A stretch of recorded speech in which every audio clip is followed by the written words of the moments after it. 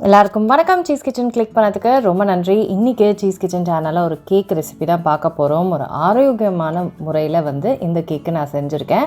Tutti frutti cake வெல்லம் கோதுமை மாவு போட்டு செஞ்சுருக்கு. ரொம்ப டேஸ்ட்டாக ரொம்ப சூப்பராக இருக்கும். அந்த ஜாகரியோட அந்த டேஸ்ட்டும் டூட்டி ஃப்ரூட்டி அந்த காம்பினேஷனே செம்மையாக இருக்கும். நல்லா ஸ்பஞ்சியாக நல்லா சாஃப்டாக இருக்கும் இந்த கேக். இதை நான் எப்படி செஞ்சேன்னு பார்க்கறதுக்கு முன்னாடி மறக்காமல் சீஸ் கிச்சனுக்கு சப்ஸ்கிரைப் பண்ணுங்கள், லைக் பண்ணுங்கள், உங்கள் நண்பர்களுக்கும் வீடியோ ஷேர் பண்ணிவிடுங்க. இப்போ வாங்க வீடியோக்குள்ளே போகலாம். ஃபஸ்ட்டு மிக்சியில் சில இன்க்ரீடியன்ஸை நான் அரைச்சிக்க போகிறேன். அதுக்கு நான் வெல்லம் சேர்க்குறேன்.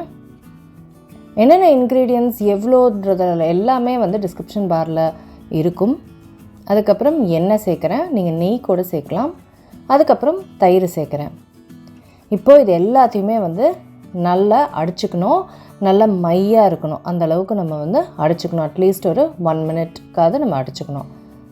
இப்போது நம்ம ட்ரை இன்க்ரீடியன்ஸை ஜலிச்சிக்க போகிறோம். அப்போ தான் கேக் நல்லா ஸ்மூத்தாக இருக்கும். ஸோ ஃபஸ்ட்டு கோதுமை மாவு சேர்க்குறேன். கோதுமை மாவை நல்லா ஜலிச்சுக்கோங்க.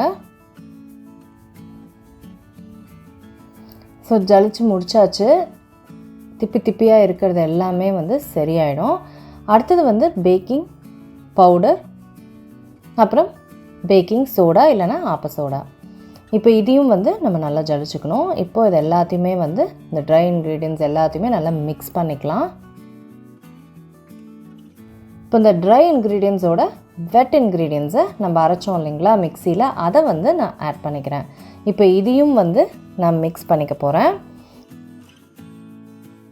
ஸோ இதை ஃபுல் அண்ட் ஃபுல் மிக்ஸ் பண்ண முடியாது, கொஞ்சம் ட்ரையாக இருக்கிற மாதிரி தான் இருக்கும்.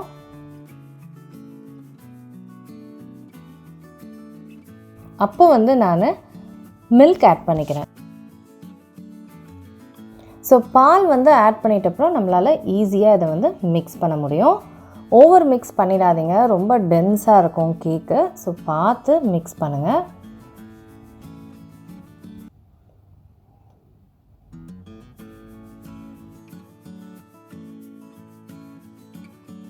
ஸோ நல்லா மிக்ஸ் பண்ணிட்டேன் கேக்கை. இதில் கொஞ்சம் கோதுமை மாவோட கலந்த டூட்டி ஃப்ரூட்டி நான் சேர்த்துக்கிறேன். இப்போ இதை நம்ம இதுக்கப்புறம் கேர்ஃபுல்லாக தான் கலக்கணும்.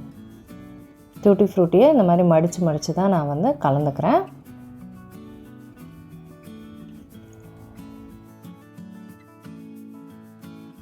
ஸோ இதை இந்த மாதிரி ஃபுல்லாக பட்டர் பேப்பரில் போட்ட கேக் டின்னில் நான் ஆட் பண்ணிகிட்ருக்கேன். ஸோ இந்த மாதிரி பண்ணும்போது நம்மளுக்கு கேக் ஈஸியாக வரும். அதுக்கப்புறம் நல்லா ஏர் பபிள்ஸுக்கு தட்டி விட்டுருங்க.